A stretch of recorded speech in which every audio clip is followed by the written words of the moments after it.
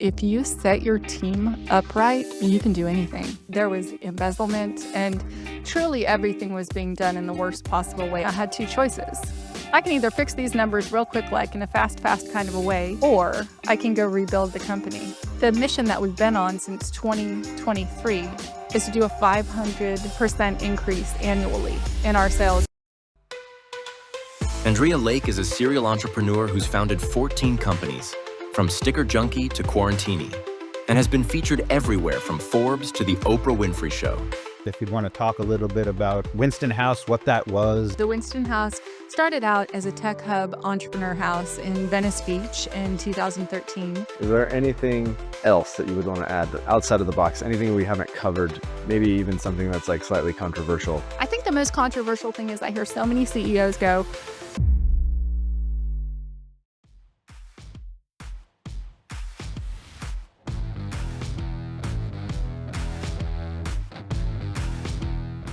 All right, well, welcome to the Dark Arts of Team Optimization, the podcast where we pull back the curtain on what it really takes to build, lead, and optimize high-performing teams. Forget the sanitized success stories and LinkedIn platitudes. This is where CEOs, founders, and rockstar leaders get honest about the mess in the middle, the tough calls that kept them up at night, failures that became the greatest lessons, and unconventional tactics that actually moved the needle. I'm your host, Kyle Johnson, joined by my co-host, Franz, Aliquo, and our guest today, the esteemed Andrea Lake. Welcome. hey guys, thanks for having me. being here. No problem. So yeah, today's guest is a good friend of mine from back in the day, someone who's been building companies since the early days of the internet. Andrea Lake, she launched her first web company when most people were still figuring out what the hell dial-up was, and she has not stopped since. 14 companies later, including Sticker Junkie, Delinquent Distribution, where she locked down merch rights for franchises, huge franchises like Minecraft, World of Warcraft, and The Walking Dead, and PowerCheck Mafia. She's seen every side of the entrepreneurial roller coaster, I think is safe to say. She's been featured in Wired, Forbes, sat on the couch at Good Morning America and Oprah, battled it out on The Apprentice, and spoken at Summit, YPO, and Harvard. Right. If there's a hard lesson about building and leading teams, Andrew's probably learned it. So, yes, Andrew, so let's get into it. Wow, thanks, boys. I'm surprised my head can still fit through That the was door the after that plan. introduction. You deserve it. You've done a lot. Hey. And kind of, one of the things that I think brought us together initially in conversation when we first met was kind of your work in community building, like specifically like the Winston House. If you'd want to talk a little bit about, Winston House, what that was, and, can kind of kick off there. Yeah, sure thing. So the Winston House was started out as a tech hub entrepreneur house in Venice Beach in 2013. And I had this community of people from a big event that I host once a year called Sedona Magic. And we just wanted more community year round from different awesome business groups. I was in like Summit and YPO, TED, Necker Island, all these cool communities. So I just pulled my people from all of my different favorite communities and rounded up 7 of them to move into a mansion in LA. And then through an insane circumstances of events, Justin Bieber ended up playing in our living room, and it became What? this. Yeah, I know. It became a center point hub of music in Los Angeles, and so we would cast out, speaking of building community, we would cast out invitations to people that knew who we were and to people that didn't know who we were. All of the sort of the tech entrepreneurs in LA, a lot of people in the entertainment industry, a lot of people in just hardcore tech, and invite them to come to secret private shows in LA, and we would never say who the musical guests were. And so it would just be a surprise. So it would either be literally like Miley Cyrus, Justin Bieber, Rihanna, Hosier, the Chainsmokers, they all played there, Ed Sheeran, or an unknown artist. But Billie Eilish played there like 4 times when she was an That's unknown wild. artist. She was like Oh, 13 wow. years old. Yeah. So it was always somebody really talented. And then you also just never knew who you're going to meet and connect with in the LA scene when you showed up. And it would just be like potluck style. Everybody would just show up, and it was awesome. Do little living room sessions. How, was it built with the idea of kind of turning a profit initially, like as a business, or was it just like some fun shit y'all were doing? It was just fun shit we all were doing. We literally were like, "Okay, we're all gonna wanting to move to LA." It was a bunch of people who lived in LA and wanted to move to LA, and we're like, "Wait a minute. We're all planning on spending, like, about $2,300 a month in rent, and so if 7 of us moved into a house, we could get, like, a $14,000 house, which today would rent out for, like, maybe 40,000. This was in 2013. Cool. So, I mean, like, so how was it, I guess, because with 14 people or 7 people rather in a house paying 14 grand, I'm assuming that kind of building that community and getting the right people together was not the easiest thing in the world? Like, were there problems? No, there weren't because I already had built a community called Sedona Magic, and so I made a deal with my friend Corey, who I started that house with, Corey McGuire. He's the one that went on and turned it into a paid thing a couple years later, but it started out as a tech house. And so I said, I get to choose every stick of furniture that goes in the common space, period. I got to pick every stick of furniture that went into the common space, and then I also got to choose all of the housemates. So I already knew everybody was gonna have the right personalities, and then I laid down, like, super strict house rules immediately, and it caused I just addressed every friction point in advance. We had a maid that came in twice a week, a cleaning person that came in twice a week, so just any friction point that you would have with the roommate, we just handled in advance. How important do you think the selection of the people was, like the curating of personalities to its success? Well, I think it's the same ethos that I held with Sedona Magic. Some of the most powerful people in the world come to my events. These are people that, have 9 and 10 figure net worths, 8, 9, 10 figures. And I always have an enchilada slumber party the night before, and there's no help. We all cook, everybody cleans up, everybody keeps the house maintained, and then we sleep in sleeping bags on the floor and on my deck in my house in Sedona. And basically, my litmus is if you want to come to my event and you don't want to help clean the kitchen after we all cook dinner together, and if you don't want to have a slumber party with us, then you're probably not going to be one of my super homies. So just that you're just down to be a real fucking person and you don't need to be waited on hand and foot, and that you understand that you're obligated if you live in a space to keep the space nice and to keep good relationships with your neighbors. And that really holds true in all of my businesses as well. You're just a good person. I was gonna ask like that. I'm assuming Sticker Junkie came after Winston House? I did. No, Sticker Junkie came before the Winston House. I started Sticker Junkie in 1999. Oh, okay. So I guess, like, did stuff from Sticker Junkie guide you in Winston House stuff or vice versa? I think probably vice versa, because I was so hands off with Sticker Junkie for so many years. Sticker Junkie started out as a brokerage. So we would just collect orders and send the orders to get produced somewhere else. We weren't actually manufacturing stickers in-house until after that company had been opened for 9 years. So we didn't have, like, a huge cohesive team. I just knew how to sell things. The through line is you did a little community building. You had Sticker Junkie, but were running it as a solo person. When did I'd like a little team. little team, and then I guess you, Sticker Junkie was very successful, right? Turned into Delinquent distribution. That happened early, early. So I started Sticker Junkie in 1999, and basically, I was just collecting orders from a bunch of people that needed stickers and getting stickers manufactured. Then I came up with the idea for Delinquent distribution, and I made $1 million in profit in the first 3 months of operating that company.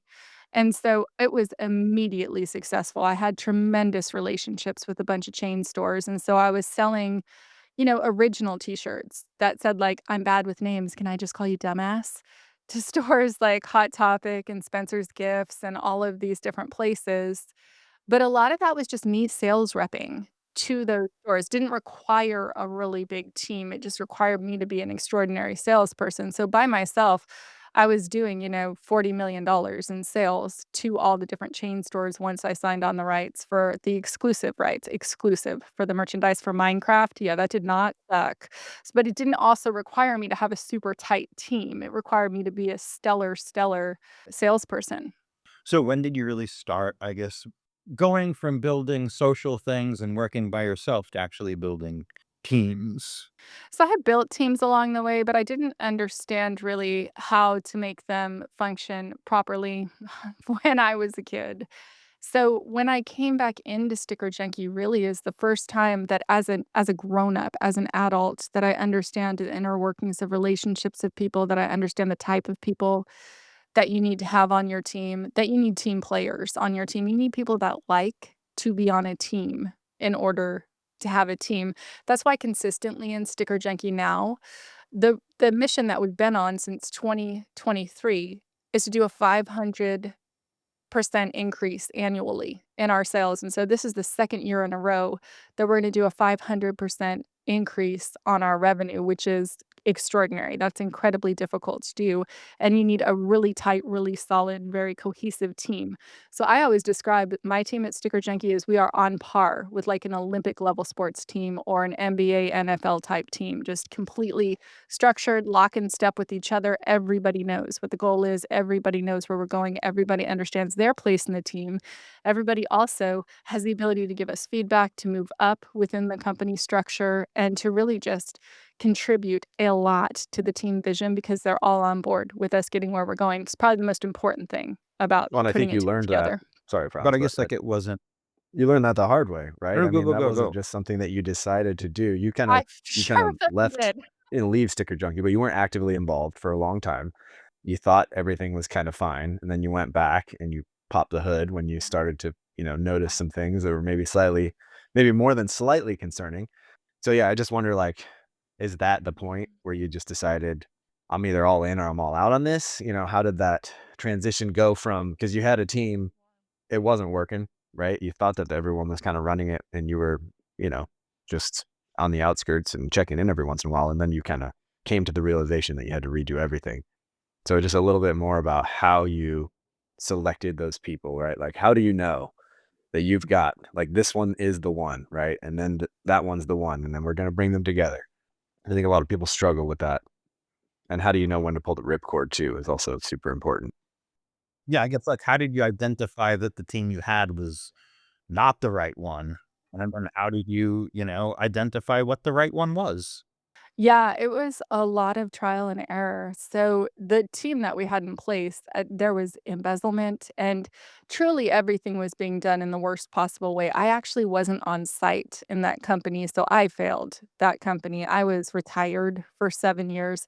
I hired a manager in to run that team, and I came later to find out that he literally would sit and watch, like, Predator on repeat, the Predator movie series on the clock, and literally just not work and just had underlings that were doing all of the work, wouldn't just it was a bad situation, and I was the one that didn't know that. So this has Yeah. nothing to do with that person. I didn't see what was going on.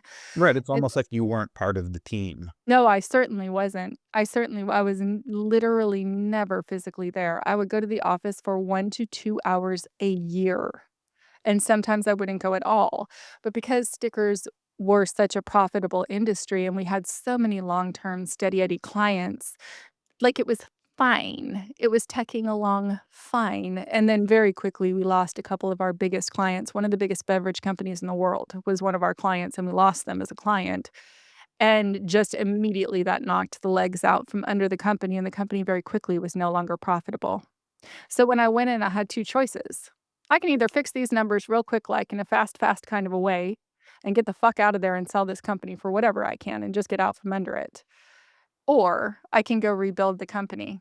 And when I pulled back under the hood, the quantity of issues within that company were high, and there were several tax issues in multiple different districts that we had to handle federally and in multiple different states. So it wasn't even a thing where I could flip it around really fast and then sell it. Nobody would want to be purchasing it for anything that would help me with the quantity of dollars I needed, so I actually was forced to go and rebuild that company.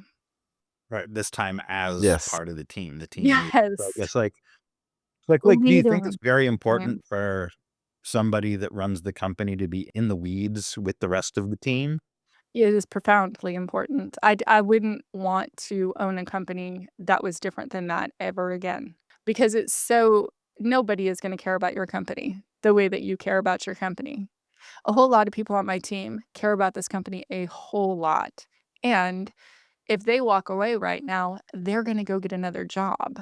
if I walk away right now, the company is gonna fail and I'm going to be in bankruptcy. It's a very different financial situation and level of responsibility that somebody has as the founder and owner of a company than an employee in the company. Do you think that kind of moving forward as kind of Sticker Junkie regrows and you guys get to maximum profitability, and Yeah. do you think you would pull back again, or do you think that you would kind of want to continue? I wouldn't step back in the way that I did before. However, I do have a team that can function without me because as any CEO will understand in a scaling company, specifically in a scaling company, you are gone a lot. My responsibility, like as a CEO in a scaling company, is to make money for the company. So I need to go physically take a lot of sales calls. So there will be entire years where I will mostly be on the road, especially the year that we're going from 50 million to 250 million in revenue. That's just nonstop me taking meetings with Fortune 500s, with large clients. So I structure my team in a way where they're going to be able to function without me, certainly, and I will be able to step back, but I will never just be gone from the company. I'll transition the company on to my team. If I decide to retire, I would extract myself entirely from the team. Hand it over to somebody else. So now that you have this team in place that is able to take over if you're absent because you're constantly selling, how did you assemble them? And like what went into making this team that is actually fantastic and working well versus the old one that you had to completely clear house? Like how does that look? What do you do? What do you look for? Questions to ask in interviews. Just trial periods or anything that you're using that maybe is like against the norm of what someone might be doing. Well, there's a whole bunch of things. First of all, it starts with that first touch. If somebody reads the ad to our placement that we have at Sticker Junkie, they're gonna be like, "Whoa, I fucking want with my whole heart to go work for this company. Are you kidding me right now?" And the reason that we did that was because I couldn't afford to pay people very much. And so I wrote this like hyper interesting, compelling ad that made it very clear that we care about the company culture and we care about the people that work for us. Then when I had the people in front of me, as a result, I got people that were so profoundly, highly overqualified, creative, interesting, fascinating, diverse backgrounds that no way in hell should they have come and worked for me for 18 or 20 or $25 an hour or whatever I was able to pay at that moment. But I would just explain to them, like, "Hey, I'm super passionate about a living wage. We're gonna get the whole team up to here, up to $32 an hour in San Diego County, which is a baseline living wage in San Diego County, and then we're gonna split it out from there, never higher than 7x up." So the CEO never will make more than 7 times the lowest paid member on that team, and that is I win in this company, everybody's gonna win. So the very first thing that we did was get people invested in the vision of I where we love were it. And I going. love having that write up, Yeah, right? The description that kind of sells itself for you. 'Cause I feel like a lot of people miss on Yeah. that. They just put generic. They probably just ask Chat GPT, like, hey, throw me together, I got get me in a position. I'm going to list this or that. And it's just so vanilla. So that's a interesting approach. I want to see those. Yeah, it is really good. The other thing that we did was we required them to do something. So we would say, "Hey, give us a really creative cover letter that explains to us who you are.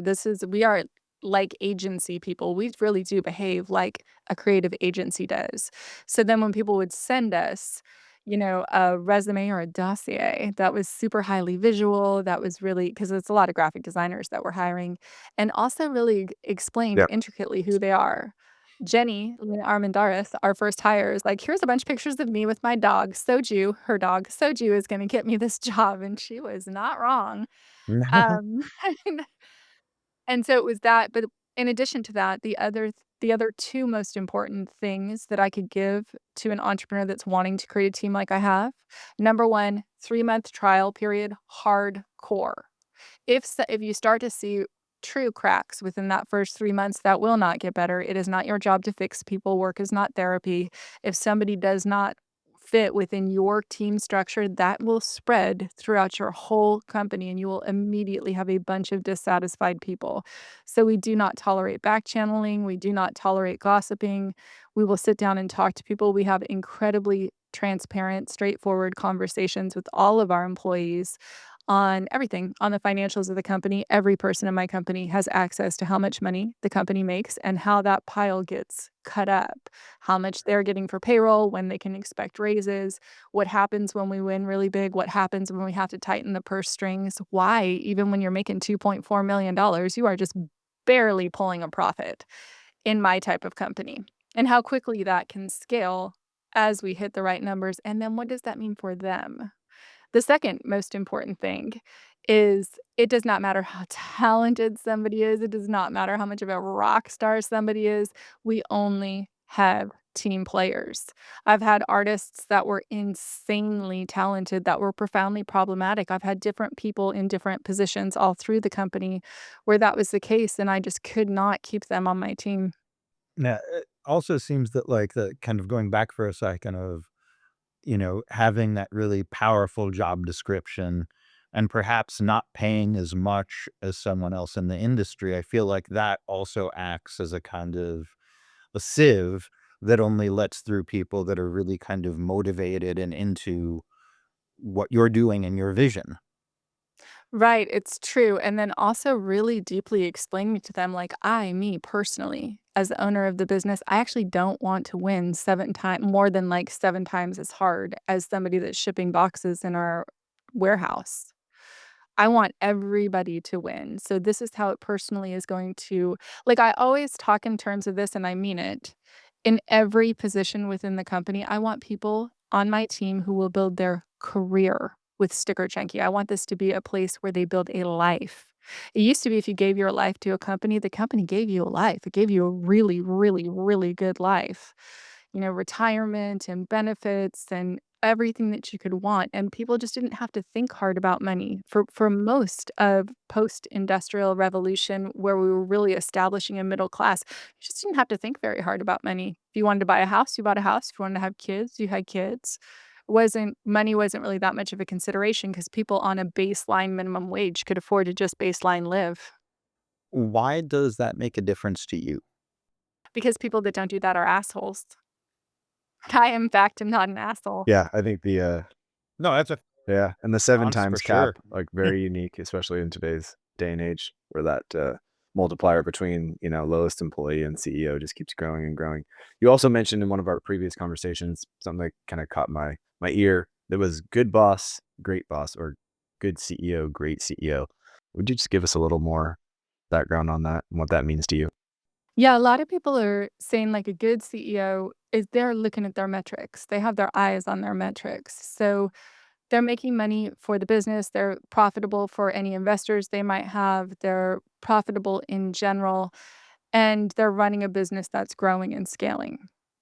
A great CEO has a team that is doing all of that as well, but has a team who is really happy. So, in an example, let's say that you want to increase your sales and you have a sales team and they're doing door to door outreach sales. This is not how we do sales at Sticker Junkie. This is just an example. And everybody has a quota and it's $35,000 a month. Let's say that's their quota of sales they have to get, and they get bonuses on top of that. And if you have team members that are performing lower than that at 25%, and you personally are losing money on those team members, a person who can be qualified as like a good CEO is somebody whose company is scaling and growing and whatever, will be like, basically like, "What the fuck are you doing wrong? Why are you not getting these sales?" Where a great CEO would say, "Hey, look, we're gonna run a little focus group with all our salespeople, and Franz over here, he's doing $100,000 in sales a month, so we're gonna really dig down on what's working. We're gonna cut the 80% of the stuff that we're doing that's not working, and we're gonna triple down on the 20% of stuff that's bringing us most of our revenue, so that we can help everybody to win and get those sales numbers up. And if you don't meet your quota, we're not gonna be able to afford to have you, but let's help you with every tool at your disposal on the way." And there's a lot of bosses out there who are just like, "Why aren't our social media numbers higher? You're gonna get fired," or "Why isn't this working right? Yeah, You are out performance of a improvement job." plan. You have And 30 they still days will to be fix it. like, Yeah, versus yeah, or fucking else yeah, yeah. with no help. So just keep It's doing what yeah. you're doing and hopefully it works better. Yeah. Well, so I feel like also, leading through intimidation and fear, I think does not make for a good team, a good environment, a good anything. for the people that are working for you. Like, they'll continue working because they're scared of losing their fucking job, but that's not going to be their most effective work. No, and when people lead through intimidation, which is incredibly common, or they're just having a bad day and they snap at an employee and they don't go resolve that. I don't have a personality type where usually I do that, but I would immediately go resolve that if that happened. If you have a personality type where you're just gonna like yell or be angry when somebody comes to you with a problem or somebody comes to you with something that's not working, You're not going to hear guess about what's any of gonna your problems happen? anymore. That's exactly right. You are not gonna hear about it until that has taken your company out. People aren't gonna come to you with problems Yep. because it's fucking frustrating to them when they come to you. The amount of time that somebody has to work for me, it's usually about 6 to 9 months plus before they realize that they are not getting called into the principal's office if I tell them to come into my office, that I am soliciting the use of their brilliant mind, that they are not actually in trouble if they have to come talk to me. Work is not a place where you, like, get in trouble at Sticker Junkie. It's crazy the degree to which a lot of CEOs and a lot of businesses are treating their employees like children, and I'm like, "What do you expect to get out of your team if you're Yep. treating them like children?" It's very It strange. almost feels like that's something that's been kind of societally ingrained in us through, like, both kind of, pop culture and shit like, and this might be a segue for stuff, but shit like, the in shows like The Apprentice, or like even, other just reality-based shows where you're kind of working with a group, a team, Yeah, as it were, but, like, if you fail, you're out. right. Yeah. Yeah, there's this, like, radicalized idea of, like, this radicalized hyper version of self-reliance, and it's your fault. Like, it's your fault if you don't have healthcare coverage, even if healthcare coverage goes up by 150% in the United States. It's your fault. It's your fault if anything happens to you, and you sort of have just failed, and we don't have any safety nets in place in society anymore for people that aren't as high achieving, and that's insane, and it really is become so cutthroat. I think all those movies in the '80s did not help us out with, like, the cutthroat work environment stuff, when in reality, it's a team working together that gets you to where you need to go. Right, I kind of feel like we've kind of Yeah. businesses have kind of internalized the brass balls scene Yes. from Glengarry Glen Ross, Yeah. and we're still kind of trying to fight our way out of that. Yeah. Yeah, and it just doesn't work. It works only for a very tiny little specific segment of people who are just do not appear to me to be very happy in their lives, but it doesn't work for anybody else on the team except for the hyper competitive sales team. Right. Yeah, it almost seems like that direction can give you fast results in the really short term, Yes. but that is not the way to really build a Now you're burning sustainable through human team. capital at that point, right? Yeah. Like even that term human capital, it kind of has the connotation of Mhm. something that you just is at your disposal to use as you will and throw away when you don't need it anymore. So burn through it. Absolutely. It's just an insane way to do business. Franz and I have known each other for 15 years or something like that. We've done a bunch of different business projects together over the years. And I know that I've said this to Franz because it's part of my ethos is like, I never think about, oh, the first deal that we're doing together. I'm thinking of the 100th deal, or more realistically, the 10th or 12th deal that I'm going to do with the same group of people. I do business with people that I like. And so if I like somebody and they're ethical in business, then we're gonna cross paths over and over and over again in the different companies that we co-create. Yeah, and I feel also that kind of to the way that you run things, Andrea, is like people that are happy in their general life are better at doing whatever their job is. Yeah, it's really true. I feel like there's a, kind of, again, with the kind of society thing, there's always been a conversation around work-life balance. And kind of, I kind of posit that there is no such thing as work-life balance because it is all life. So unless you are satisfied and psychologically also, at work, you are not like, and in your personal life, like, you're not going to be a happy person, you're not going to be a happy employee, you're not gonna be as effective as Yep. you could be. And it's not sustainable. 100%. I used to always say that the term work-life balance was created by people who hate their Yep. jobs. Yeah. And also, I do think it's like it's very unrealistic, the standards that we grew up as Gen Xers seeing of like, "Oh, you should give 80 hours to your salaried position." I'm like, "Make people super happy. Give them an amount of money where they just don't have to think hard about any kind of money as long as your company is creating those types of profits, and create a company that's creating those types of profits."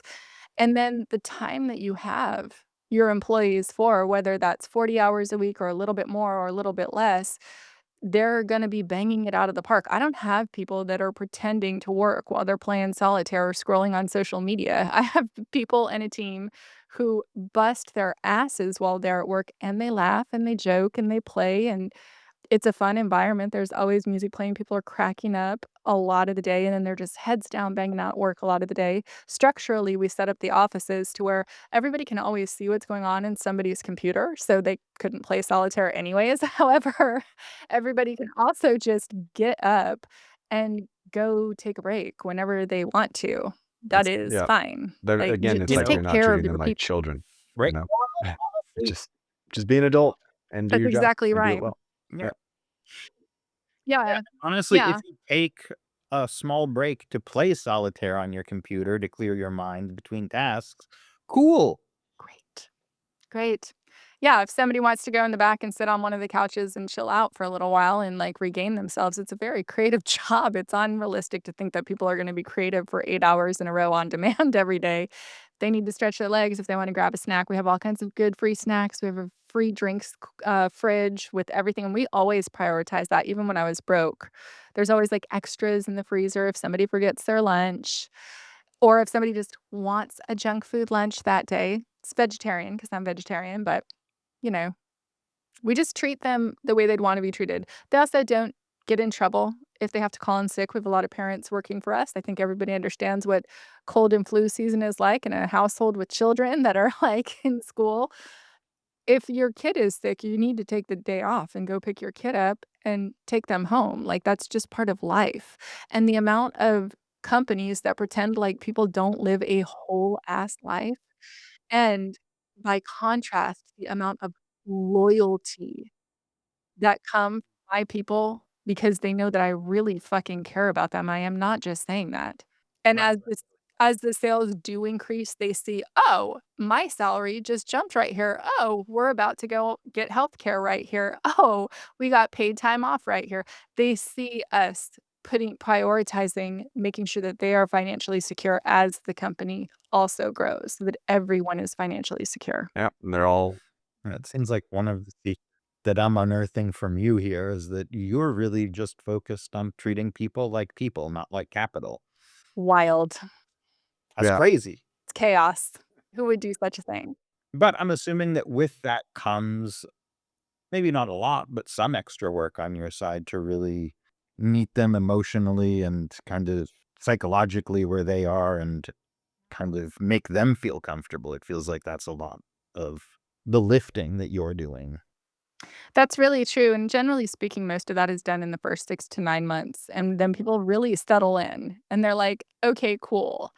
I think that people generally speaking, what the first time that somebody in my company makes an actual mistake and then sees that happens, and that nobody's gonna scream at them, and that we address the process. For example, Jenny allows me to tell this story. She's an office manager. We were getting flooded with requests after Stickergate. If you don't know about Stickergate, look it up, it's wild. So we're getting flooded with requests as overnight our sales 10x increase. And she missed an email from a huge client that wanted to place a $38,000 order. To date, that would have been the biggest order we had ever received, and she just didn't see it. And, I mean, she almost was in tears when she came to tell me this because then they had called and, "Can you get this to us within 2 days?" No possible way at that point in the company, even if we ran our presses for 24 hours. Now we could do that because we have better equipment, but at that time we couldn't. And I was so fucking mad. I was so fucking mad that I did not let her see that I was mad, that I went outside and calmed down, but I wasn't mad at Jenny. I was mad that we hadn't implemented Gorgeous yet, which is our customer relationship management system. We do not use the AI functions. Real people read our emails. It's incredibly important. But as a result, it was easy to miss emails. So I pulled Jenny in my office like a half hour later after I'd went and taken a walk, and said, "Hey, I just want you to understand, I'm not mad at you. This is the fault of the process. So what we're gonna do now is we're gonna right now call up Gorgeous and sign off with them. It is not your fault that we haven't closed that deal yet. We already had taken calls with them. Something like this was inevitable to happen. It sucks ass that it happened on a $38,000 order instead of a $3,800 order, but, like, this was always coming because we didn't have our processes correct." And there's been a couple of things that happened throughout the course of the company where people literally woulda got fucking chewed out at another job, maybe even fired at another job for just a mistake, where you're like, "Oh, okay, well, that's a chink in the armor. This should be set up to where nothing like that is even possible to happen ever again." And then people, like, ease into it of like, "Oh, okay." Because I do like to say with Sticker Junkie, if something goes on with an individual order, the plane did not just go down. You know what I mean? Nobody died if somebody didn't get stickers at a particular time. Everything's Yeah. fixable, everything's solvable. Except for embezzlement. That's Yeah, best thing that coulda happened. I woulda tried to work with that yeah. manager So, had that not happened. well, it's like the $38,000 order. It's probably Yeah, no, I better that remember. it was a big one, because if it was 3,800, Yeah. maybe you don't fix the process. Maybe you don't, call up Gorgeous. So it forced the hand Yep. to make things better. And then that's just personal maturity as a CEO too, because I have seen a lot of CEOs, a lot, over the years lose their cool with their employees, and I'm like, "That's a fucking kiss of death of your company right there. There's no coming back from that. Your Yep. employee's not gonna trust you again if that's how you treat them." Is there anything No. else that you would want to add that outside of the box? Anything we haven't covered? Maybe even something that's like slightly controversial that you do, whether it's building communities, hiring people, building Sticker Junkie, anything in the past, present, future that you think someone would like to hear that they might take away from your experiences? Honestly think the best thing is if you set your team up right, you can do anything, anything. If you get Right now, we have 16 people. If you get 16 people all moving quickly in the same direction with accuracy and speed, boy, nothing you can't do. And as we add to the team, protect your team. If you have someone, I don't care how good they are on social media, how good of an artist they are, how good of a salesperson they are. I don't care how much money they're bringing in the door. If you keep somebody that has a shitty attitude and is complaining they're gonna destroy your team. You have got to keep team players on your team, and it's incredibly easy to see who's causing enmity and discord and strife within an office place, and you cannot keep them on your team. Doesn't matter how much you like them, it doesn't matter how nice they are in different ways. You can't because it will destroy your whole team. Yeah, that makes sense. Focus on the long-term goals, not the short-term gains. Yeah, Yeah. Don't be afraid to get rid of your best person if they're not a cultural fit. correct. And pay your people really, really well. I say this before because some of my people that I know have been like, "You could be pulling 37% profit instead of 22," and that's correct. That's true. But I hold aside 22% for payroll, and then on top of that, whatever profit we can get, minimum 22% profit.